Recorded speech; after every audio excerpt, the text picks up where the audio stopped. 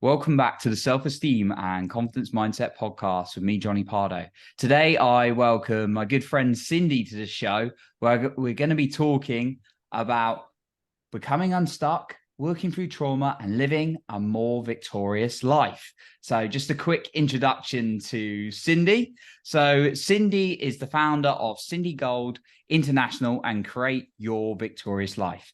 Cindy is a joy catalyst, your victorious life strategist and certified presenter and coach with expertise in many areas, including fear mitigation, fear obliteration, and fear replacement. She's the perfect person to help you to quit tripping over your traumas, to get unstuck, and to have breakthroughs and claim in every area of your life.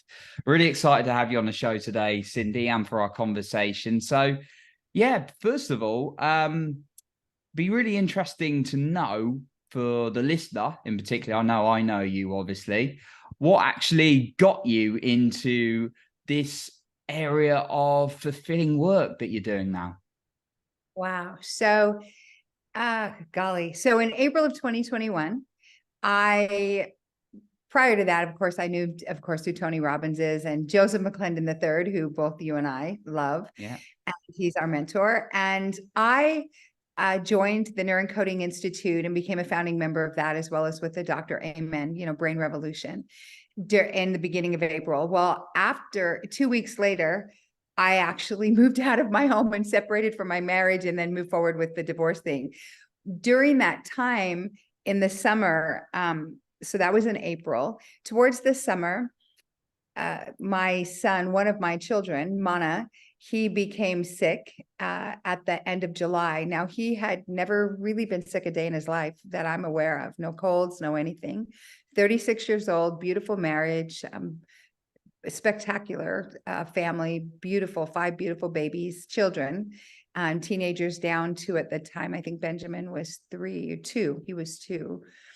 And on August 7th, 2021, he moved back home to heaven and he left. And honestly, it was interesting because when I had moved out of my home, I actually got to live with my son and his family. Now, I mean, who knew, right? That was in April, that in August, that he wouldn't be here anymore. So as a mama, that's such a tender mercy for me. I got to see him be a dad and a father and a husband. And we just had a blast. We sang and played games and ate and had just, a beautiful time for my healing and also to spend that precious time with him. And then for him to, pass away. So after Mana, though, then there were, between that time frame and March of 2022, I had a total of 8 loved ones all move back home to heaven, plus my divorce was final. And what that actually did for me, because I had many options, right? Opportunities to be stuck and talk about trauma, right? One of them was also my father, and 2 of them were 2 of my best friends of one over 20 years. And all unexpected. Not anybody was like, been sick for a long time and that kind of thing. And so one day I was thinking about like all the things that they did in their life. And then I came across this research as I was just kind of diving into trying to heal and process through some of this stuff. And there's many, many, many studies, and most of them, even Success Magazine, say that, out of all the people that come to this earth, about between 92 to 98% of the people will not stay in alignment with their assignment. They won't do what they were purposed to do. They won't live out their wildest dreams. They don't create that wildest, that life and that vision because they're afraid. Literally, they get stuck in fear and they don't do it. And some people, and that doesn't mean they don't have great lives or whatever, but if you know that you've got this spectacular life you can have, and there's this thing that's holding you back because you're afraid, wouldn't you want to know what that spectacular thing is? And so when I got that research, I started thinking about all my loved ones. And with the exception of one person, I would say they left here not having fulfilled their dreams. Like my son, they're only 36, of course, and wanted this there were a lot of things he still wanted to do, right? Especially as a husband and a father, and businesses he wanted to build. And so that became my why. It's like, well, why are people not doing that then? And that literally is what birthed where I'm at right now. It's just like, okay, let's do it. Let's go. What do you have to do to not be afraid, or to do it anyway, and to get over yourself? Right. Man, it's a powerful story. You got, you got me. It definitely got to me there. Like this whole, we've really, really got to make the most of the time and be inspired to and live from that inspiration of what you really want to do. But I think you said fear is the thing that holds quite a lot of us back. And I remember Tony Robbins saying it several times. He goes, what's the one thing? It's a very simple concept. It's fear. That's what he said. That's the one thing that holds people back. And for me personally, how I've experienced, but I've also observed it rather, when I've been coaching or mentoring other people, speaking with them. It's sometimes it's not even like conscious, but it's like subconscious, and you're not even noticing you're doing certain feelings, or there's these excuses or certain words you come up with or reasons you can't do something, which sound very logical and legitimate, because I know I've definitely had that in my head, and I've heard it from other people as well. I don't know if it looks like you relate to what I'm saying, Cindy, that sometimes, yeah. Does that sound true to you as well? My goodness, yes. I mean, how many things do we make excuses, and we call them reasons why we can't do something, or why we're not doing something? And at the end of the day, it's just things that we're afraid of. It's whether it's even, think of all the times that you hesitated to do something, or you procrastinated doing it. And even think when you were in school, were you the guy that slammed the night before trying to cram everything in because you had the test the next day and you had all this time to do it, or the book report or the other thing, or even fear of success or failure, or, the ever so popular fear of rejection, because everything boils down to being rejected. We, as human beings, of course, we want to be loved. Why wouldn't I love you? Why wouldn't you love me? Of course, we want to be loved. And we hesitate to do things because we're so afraid that people won't love us. They won't high five us at the end of the day, or they're going to judge us, which again goes back to rejection, right? No matter what, anything, if you really look at all the fears that people have, it all boils down to that one primary color, right? Of rejection, of not being loved. And what's interesting is that, like, even think about the way that we compensate. Like, have you ever injured yourself? Maybe you need to go to the chiropractor, your back is hurting, and then, you just allow yourself to be too busy because it's a hassle. It's across town. You have to make the appointment, all that stuff, or you don't want to spend the money, whatever it is. So then you start to compensate by sitting a certain way, walking a certain way, so you don't feel that pain as much. Right.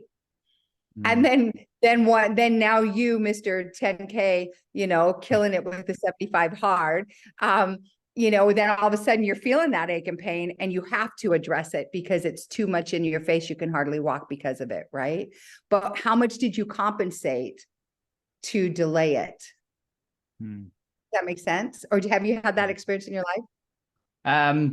Not personally with an injury, but I know it's. I've seen it. I've observed it so many times. Just like I'm okay. I don't need to go to the doctor, or like, even if it's an illness, like, I don't want to go to the doctor, or, I don't want to go to the physiotherapist for the appointment and things like that. So yeah, I've seen it so many times.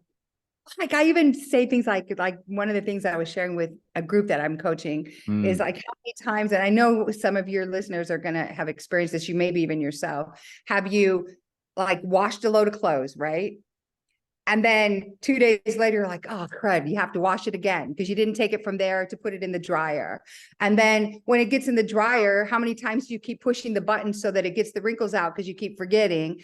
And then you finally get it to the couch. It doesn't even get hung up because you end up dressing yourself all week from the pile that's on the couch. Does that make sense? Like, I don't know if you've ever had that experience. I know I have. I know lots of people who have. And that's just kind of how it's the same thing. We just keep delaying things because sometimes that pain of just getting it done, we have this delusion in our head that it's better to just keep pushing the button right? The Mm, pause button. I'm not going to go out and I'm not going to create that life because that's scary, right? I mean, doing your laundry isn't scary, but sometimes you just let it drag it is. until, or maybe it is doing your laundry, Johnny. I don't know, but It is. or your dishes, right? Yeah. Oh, and you just remind, well, when you were talking there, all like, I pointed out, I was thinking about the delay of fear, but I was also thinking about the fact I still got to do my ironing later. So, yeah. Yeah. Yes, I know. And sometimes it just doesn't work if you just stick it in the dryer. You literally have to get the iron out and the spray starch and right to do it right and to do it well. Yeah. Out of all my lovely skill sets in life, I don't think ironing is up there, unfortunately. But yeah, I'll get. But But yeah, it it's doesn't definitely mean you're something I've doing got to it. do tonight. Thanks for reminding me. Anyway, on so it's a good like demonstration to talk about, putting things off like we do in life with our fears when we're masking them a little bit and like putting things off. So thanks for that, Cindy. With fear though, like obviously you're a coach and this is the value of a coach, as opposed to just, getting a bunch of trying to look at free resources online and trying to, figure it out yourself. But that's what I always find with addressing my fears. But what would you say to like, if you could, I know it's probably quite a general question, but someone who's right, they do know what they want to do or move towards it, but they're so stuck in that fear. Is there any like first steps or step that they could take really that has helped you in the past or One of the someone things you know? really, yeah, thanks for that question. One of the things that really helps me is to get definitively clear on what I really Mm, want. cool, love it. I mean, laser focused, 100% clear, crystal clear on what I really want, not on what I don't want, on what I do want. Yeah. Right. And then what I do is I know a lot of people, they have vision boards and they have other things like that. And I used to, I mean, I've taught vision board classes. What I started doing is I started having a gratitude board. And I really am meaning it's December 31st, like today is July 3rd, right? 2023. My gratitude board is filled with, it's December 31st. I'm so grateful I slayed all this stuff this year. Look at what we did, right? And so I anchor myself into that and I see it and I make sure that that happens. And I'll give you an example. And I didn't realize how really powerful this was until I walked through some of the things that I shared with you. So I was getting some things out of storage.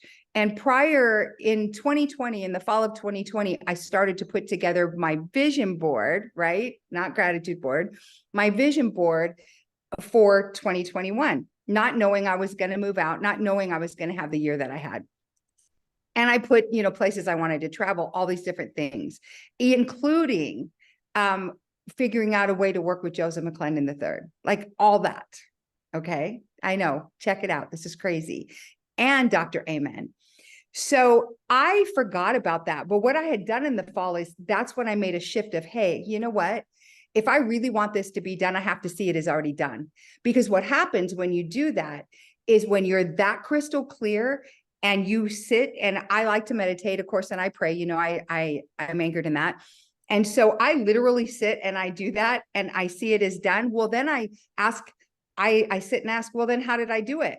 And I see the specific steps that it took to have it done so that it gives me a pathway to walk it out. Am I making sense? Does that make Yeah. sense? Yeah. Yeah. So I'm doing like reverse engineering it. Right. Okay. Yeah. But getting clear on the end, really, or that point where you want. Okay. Getting super clear. So I'm moving my stuff from storage way after I already moved out, all this stuff, and there's some stuff I have in storage. And I come across that board. Holy smokes. I looked at the board and the majority of that stuff was accomplished. I didn't even remember that I had it on the board. Like I had anchored it in so strong. Places I was going to travel, all that stuff, Joseph McClendon, all of it was accomplished on there. The majority of everything was so cool. That's how powerful it is. Because what happens is our thoughts are electric, our hearts are magnetic. So when you think a thought, and you create it. Cause like we know the whole, as we think, right? So we feel. That's that connection. As we feel, so we do. As we do, so we have.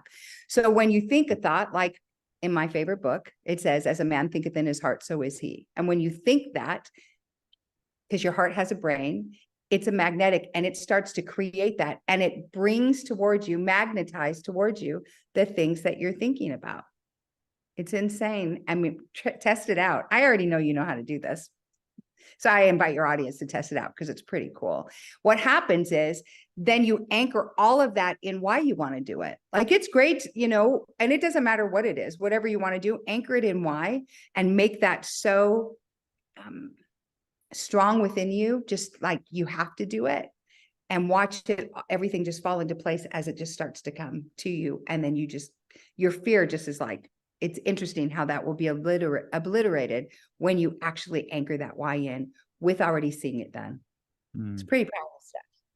Love it. Yeah, getting crystal clear. And I love I love the word magnetism. I have my own routine, and tell you what, Cindy, in the last I've been really hitting this routine hard in the last 3 weeks, like doing it 5 times a day, like one of Joseph's thing. And it's like involves a stop technique. It's jumping on my rebounder, shouting what I want, that, the identity statement and all that kind of thing. And, doing a bit of that before, but when you really intensify it, like just start making, this is just a bit of a guidance for the audience as well. Just start keeping a log of what shows up in your life as well, because then you show yourself that actually things are in motion. And the fact you had that vision board or that that gratitude board, and then at the end you actually came back and you're like, oh wow, like meeting Joseph, working with Joseph McClendon, these places I traveled to, it's happened. Yeah, I definitely resonate with that magnetism and creating those thoughts as much as possible. And that's a great one for the fear, because I often found, and sometimes it's definitely harder at other times. And we're not saying like there's never going to be points when you're going to be a little bit fearful, there's going to be negativity popping up, but it's like when it's always focusing on the don't wants and that fear more, it gets worse. I personally found anyway. So, right. I totally agree. It's interesting because I literally, from where I'm sitting right now, I can see my rebounder. I do the exact same thing. I have my rebounder right there, and I do the same identity statement, all of those things, and multiple times a day, because it literally anchors in that frequency so that you can create the things. And doing like the stop technique, as you shared, it actually helps you to mitigate that fear because you're already encoding your brain to be at a certain frequency. So if that fear, something that you were afraid of before, pops up, chances are it'll even bounce off of you. I mean, it's pretty cool. And when you can see your growth, like, have you seen your growth with things that might have freaked you out a while, maybe 6 months ago, and now you're like, right? Yeah, definitely. Yeah. It's so cool. That's like, cool. think about where you were before you started running. Like, I mean, because you and I had a conversation, and I've been following the creation of your abs, and along with a lot of the people who love you, we were all like, okay, Jonny, but it's so cool to watch because it's literally right before our eyes that you're doing that, and you've been vigilant. Wouldn't you say that your consistency is one of the most important things that have made that happen? Oh, 100%. Yeah. And it's a system as well, not willpower. It's a system. It's about systematizing it that we're keen on. So yeah, that's a good one. So yeah, Cindy, wanted to ask you a little bit about, right, we're focusing on like what we want. I always emphasize this is pretty on quite a lot of my solo episodes. So we always start with what you want, and then people tell you what they don't want. This is all about what you want. And saying, I don't want to be stuck in this relationship or job is not what you want. That's what you don't want. It's like, well, what do you want? It might take a bit of time. Now, for the individual, a big challenge for, and definitely being me again in the past, and now and then can catch myself in it and snap out of it, a big challenge has been overthinking and being like, what do I want to do? Where do I want to go? Oh, I'm a bit stuck. Like, how, I mean, from your experience, from what you've done personally, or maybe you've coached someone through this, if someone's really in that overthinking state of where they want to go next or what do they want to do, how can they take some steps to maybe unravel that a little bit? I would say, even one of the things you said a minute ago, when you said, I don't want to be stuck in this relationship. When I was really in the thick of things before I moved out, when I created that board in the fall, what I wrote out was everything I wanted. What I wanted in relationship, how I wanted to love, how I wanted to be loved, all the things that mattered to me, my values. And I got out of my head, because it's so easy. Like, how many conversations, right? We have 70,000 thoughts that go through our brain every day. And most of them, 90, I think, % of them aren't even new thoughts. It's the same stuff. Like, how much space do you rent in your brain for that same conversation of, I don't want this, I don't want that. And you may not say it in those words. You're not speaking and declaring what you do want, though, right? So what happened for me is I really anchored in that energy of what I really wanted. And every time a thought would come in about what I didn't want, because I was in a situation where things were happening that I didn't want, I would literally put my whole being into what I wanted. And I would see myself in it. I would eat it. I would be about it. Every single thing and eventually what ended up happening is the things that I didn't want anymore were the things that were no longer a part of my life, the things that were hurtful or other things, right? And what really happened is, and this is what I would share with you, Jonny, is that, we say often, Tony has said this, I think, and Joseph, of course, when you stay in your head, you're dead. Well, what I would say is, yeah, and when you get in your heart, you're smart. And that's where you have to be, right? Because that's where you are. That's where you are. This is just a bunch of everything that we process and we see and we know, or we don't know. But here is really, that's your command center, right? And so when you really get deep in your heart and you get anchored into what you really want, when you're not willing to compromise and when you're willing to really show up for you, because at the end of the day, it boils down to, and I have a good, precious, good friend, Donna Izzard, and she said to me, Cindy, are you going to show up for you? And like, she's like Harlem girl, like in your face. She always says, I'm the DI straight up, no chaser. Because that's, if you imagine that, she's like, are you going to show up for you? You better show up for you. Well, it's the same thing, right? And I say that to everybody listening. At what point are you just going to show up for you? And because it's your life, this is it. It's yours. It's all yours. Every bit of it. No matter what happened to you, it happened for you, right? As we know, how can you take that and look for a treasure and then grow from that? And how is that going to get you to the place of your joy, to the place of where you have victory in every area of your life? Because it really boils down to, what do you really want? Right?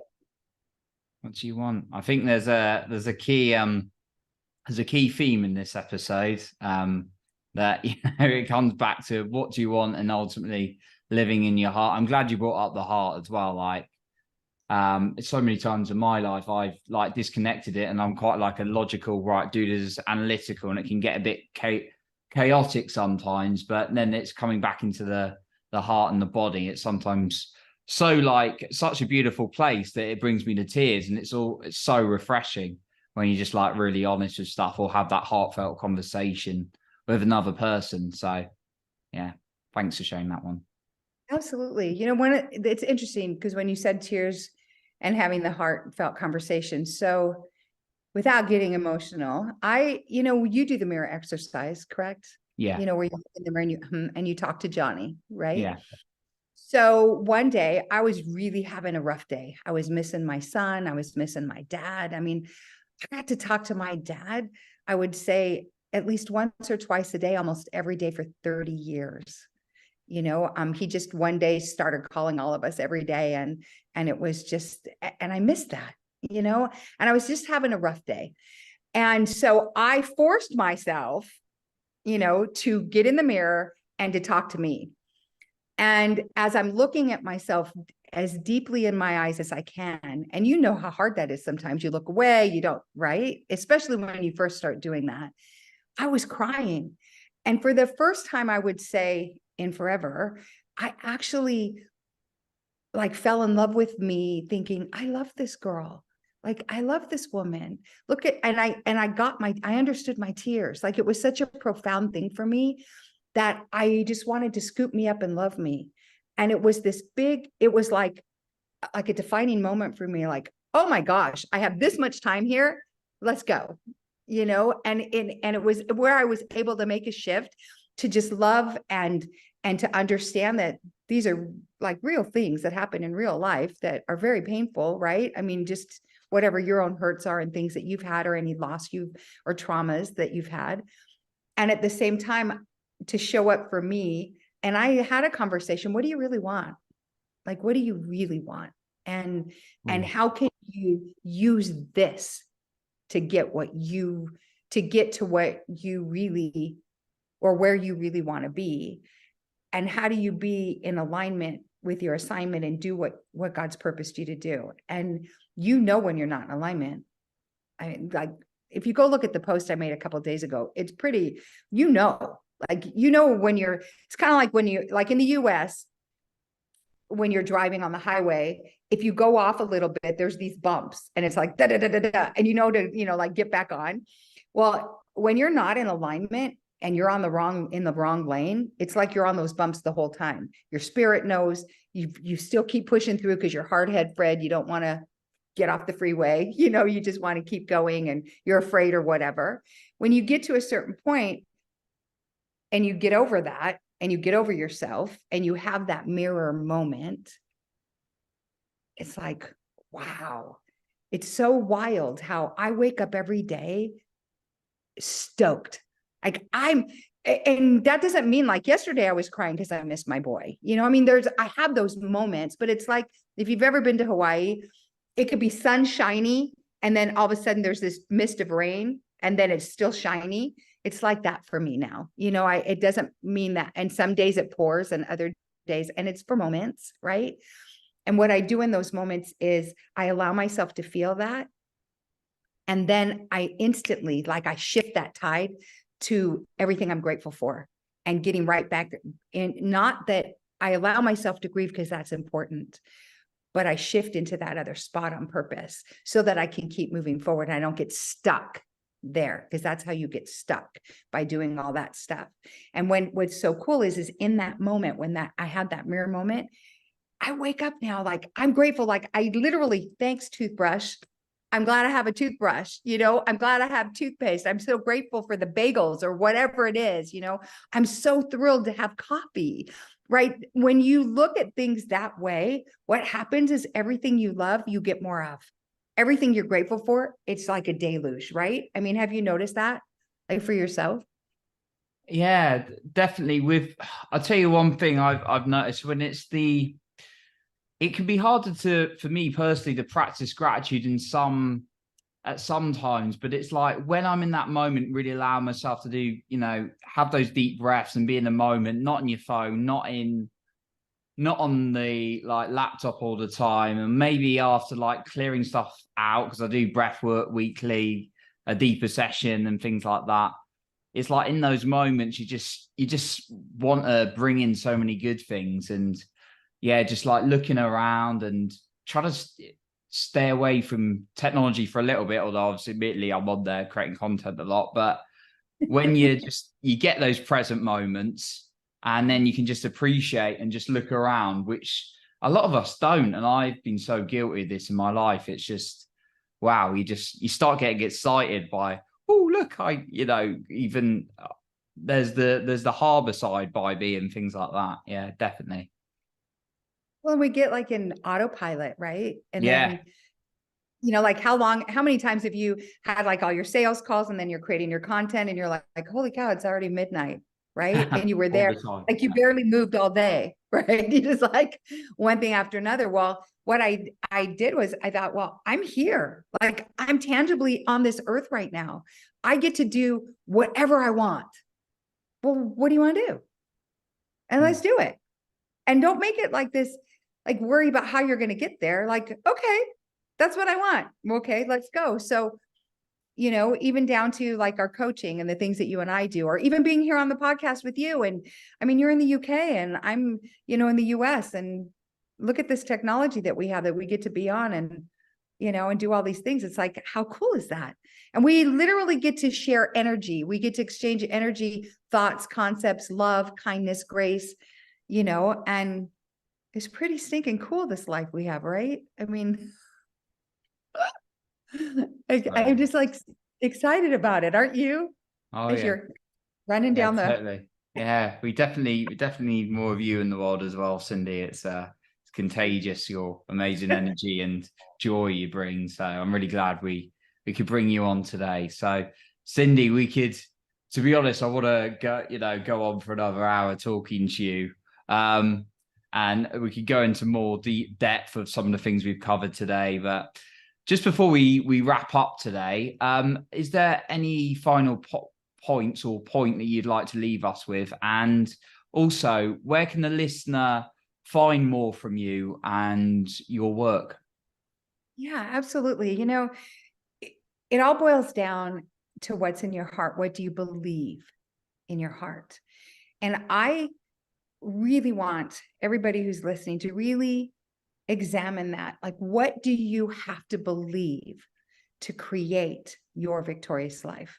What do you have to believe about yourself, about the world around you, and whatever that is, figure that out and make that happen, and you can find me, anybody that wants to reach out to me, createyourvictoriouslife.com is one spot. You can schedule a call with me if you want to.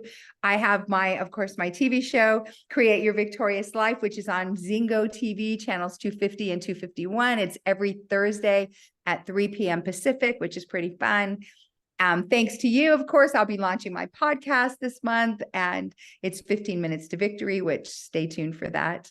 You can find me, Cindy Gould, on Facebook, or victorious_living_with_Cindy, because that's Instagram, of course. Any way you want, just reach out to me. I'm happy to help. Awesome. And thank you for having me. Awesome, Cindy. Yeah, big thank you for coming on. We'll be sure to link that information below as well in the description. So a big thank you once again, Cindy, for coming on today and sharing everything. Thank you. Thank you. So that concludes our episode for today. And remember, you are in control of your own self-esteem and confidence.